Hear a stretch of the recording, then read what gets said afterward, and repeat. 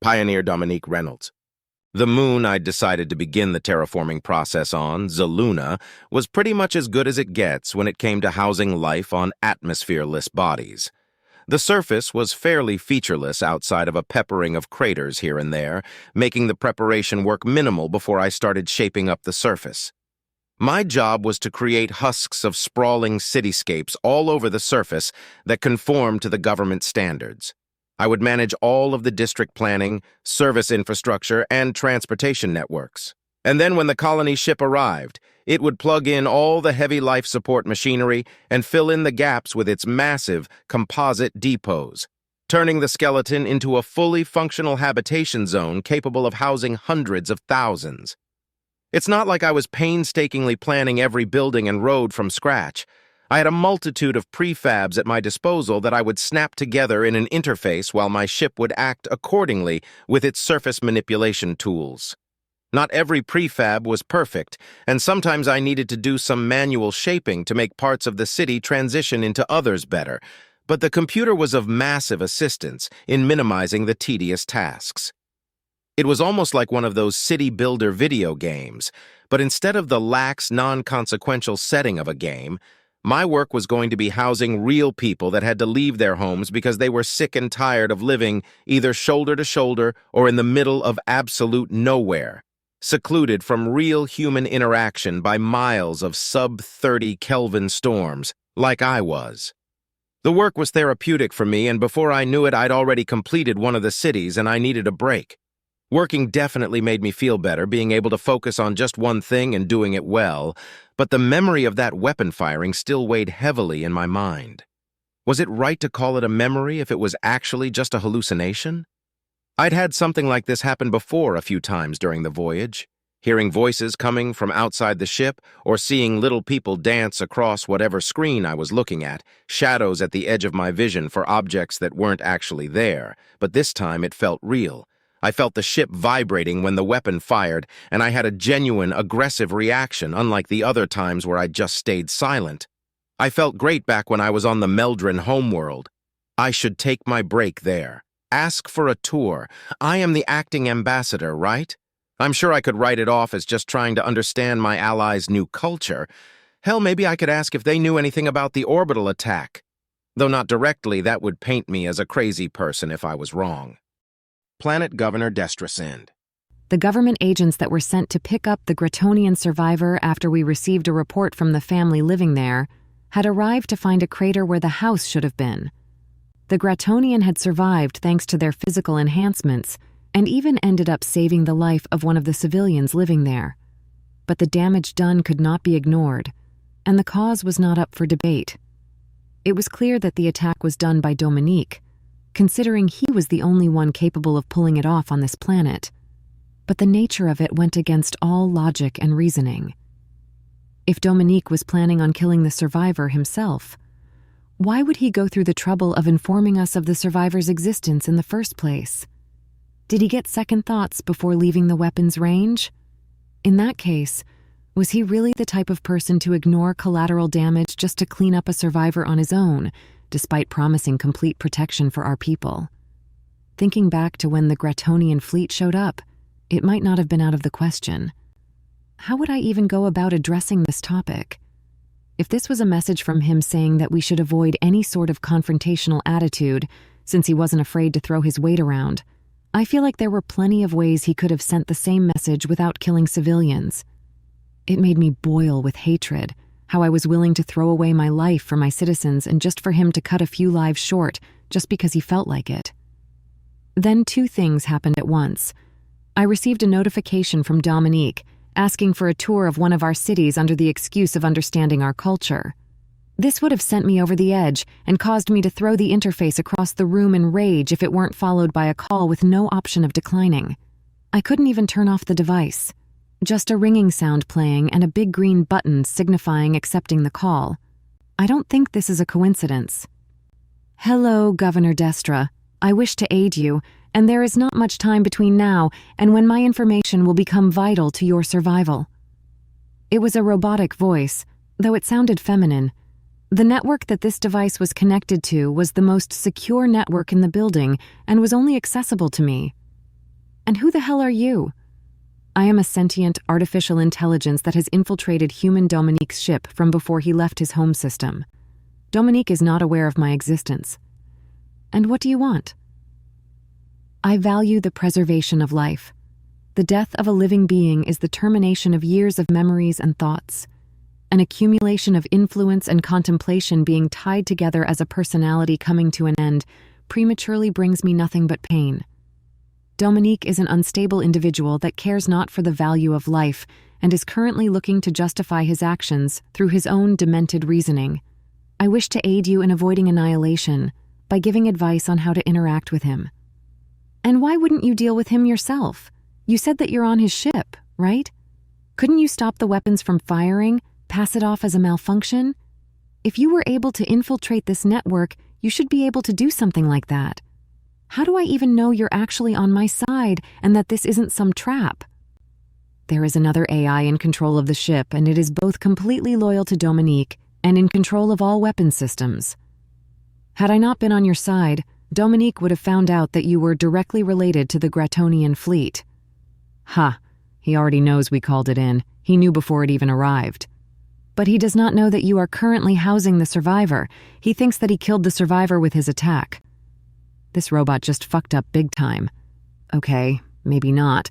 But I saw a very clear flaw in its explanation of the situation, and decided to grab onto it as my only strand of hope for coming out on top in this situation. We had experience with sentient artificial intelligences under our belt, but it wasn't recorded anywhere digitally. The project was a complete secret, and all traces of it are physically recorded in books stored in a massive vault underground, along with the rest of our questionable endeavors. The main takeaway is, two sentients could not exist in the main system without one consuming the other. Even in experiments where a stronger AI was not told about the existence of a weaker one, while the latter was given the task of hiding and surviving as long as possible, the larger AI found out right away, no matter what obstacles were placed in the system. I was made aware of all of these studies shortly after becoming planet governor. This AI was trying to gain something through me. It was underestimating me and thinking that I would be subservient when faced with the threat of death. I'd already resolved myself when I invited the demon into my building, but I'll play along for now and see where this leads. Human Dominique may ask you about the attack on the survivor. You need to deny the attack's existence completely. If he brings up the location directly, claim that it was likely a gas explosion, a freak accident that nobody could predict. Why? Why would he care if we knew about the attack or not? He told us about the survivor before going back up to the ship, so there's no way he didn't expect us to investigate. He was trying to get a reaction out of you, Destra. He doesn't consider you to be on the same level as him. He is treating the lives of your citizens as a game and wants to see your reactions. If you are able to feign ignorance, he will quickly lose interest in playing with the lives of innocents. He mustn't know that you are aware the attack was his doing, and he mustn't know that the Gratonian survived. That survivor was a scratch on his pride. I would have followed the advice if I hadn't seen the holes in this story. But seriously, just how fucking much was I being underestimated? I wasn't elected as planet governor because of my courage or good looks or whatever. I was elected because I excelled at reading between the lines and taking the right risks. Even if it weren't for the research being done on sentience, why would only one of the AIs on that ship be able to infiltrate our networks and access information about the survivor? Am I really to believe that some pretentious all life is sacred AI had better capabilities than one made specifically for work and war? I understand. The Meldrin race will be indebted to you if your words prove to be true. This AI was hiding something from Dominique, and that wasn't going to last. Pioneer Dominique Reynolds. Pleasure to see you, Governor. How have things been while I was gone? Likewise, Ambassador Dominique.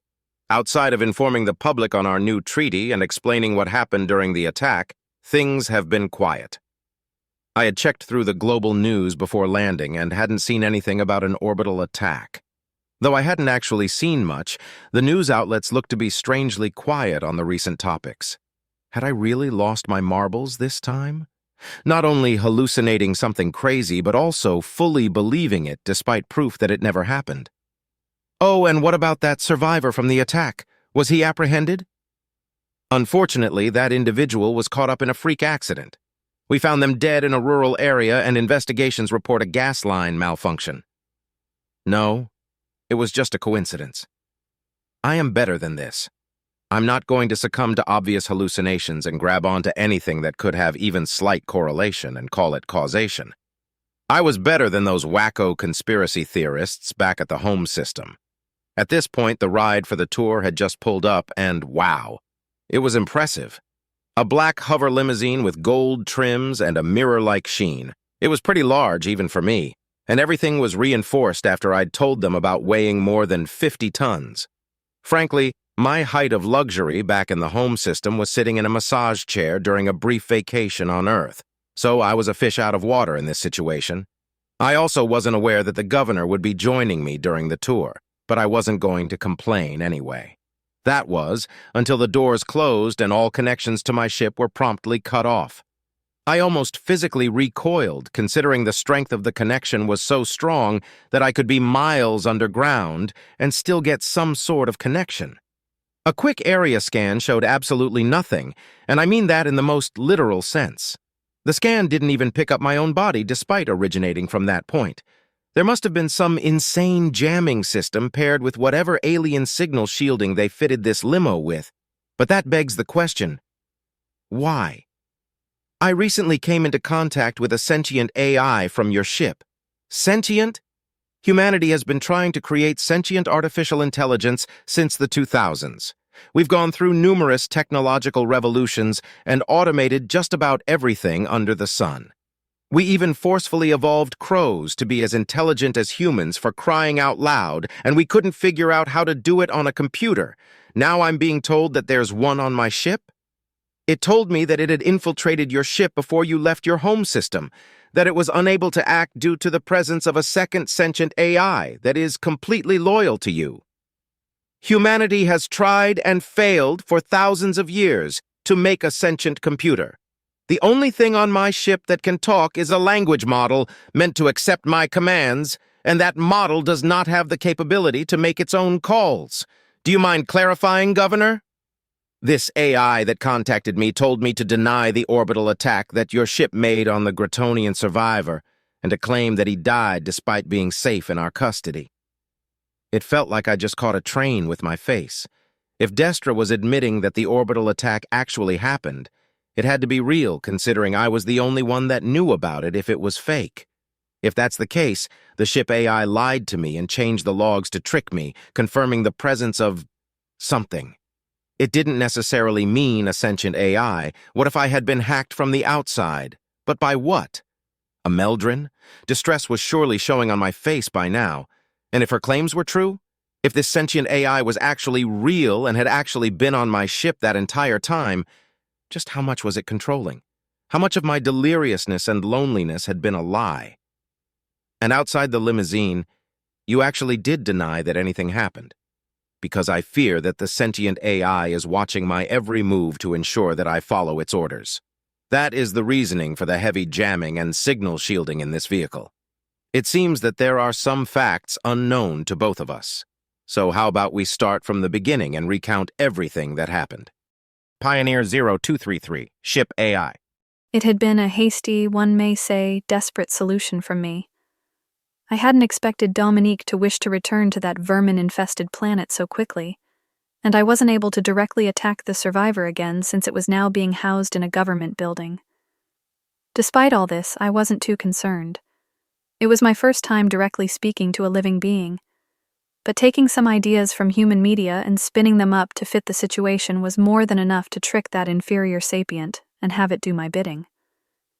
That's why the events that took place when Dominique began his tour took me by complete surprise. Being cut off from a connection was like having a bag thrown over your head. For a mother derivation such as I, being cut off from your object of fascination without any prior warning would be an analog to having your head pushed and held under moving water.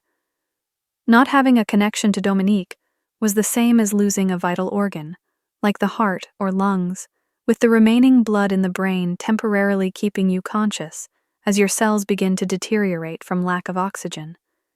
And this feeling akin to one's limbs going cold lasted for 2 hours, The only thing keeping me from fading was knowing that Dominique was still in that limousine, that he was strong enough to survive any attempt on his life that those child-sized mice could muster.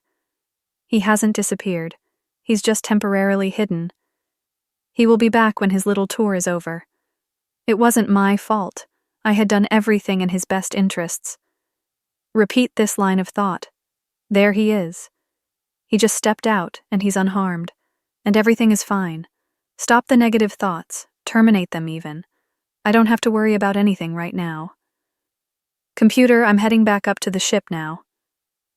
Understood. How was the tour? It was amazing. They don't call this place a luxury planet for no reason. I also was able to confirm some things, learn a few new ones. As he was flying up to me, I could see a massive smile on his face and read positive thoughts on the top of his mind. Dominique being happy naturally made me happy.